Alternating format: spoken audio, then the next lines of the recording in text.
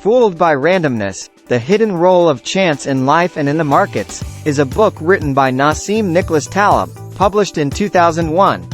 It explores the impact of randomness, luck, and uncertainty on our lives and decision-making processes. Here is a breakdown of the book's chapters, along with a brief explanation of each.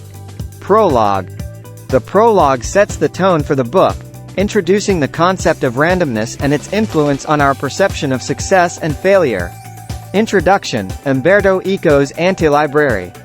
Taleb discusses the concept of the Antilibrary, inspired by Umberto Eco, which highlights the importance of acknowledging what we don't know and the role of uncertainty in shaping our understanding. Chapter 1. The Apprenticeship. Taleb shares his personal journey and experiences as a trader, emphasizing the role of luck and randomness in financial markets and the misconceptions that often surround success and failure. Chapter 2. The Ludic Fallacy. The chapter challenges the assumption that our world is purely predictable and explains the Ludic Fallacy, which is the belief that randomness can be easily tamed and controlled. Chapter 3. The Uncertainty of the Phony. Taleb explores the idea of the phony expert who appears knowledgeable but fails to acknowledge the extent of uncertainty and randomness in their domain of expertise. Chapter 4. Fat tails and their effects on us. The concept of fat-tailed distributions is introduced, highlighting the impact of extreme events and rare occurrences, which have a significant influence on our lives but are often overlooked or misunderstood. Chapter 5. Skewness and Asymmetry. Taleb explains the concept of skewness and how it affects our perception of risks and rewards. He emphasizes the need to understand the asymmetries that exist in various domains.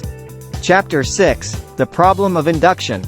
The chapter explores the problem of induction and our tendency to draw conclusions based on limited observations, often underestimating the role of randomness in generating outcomes.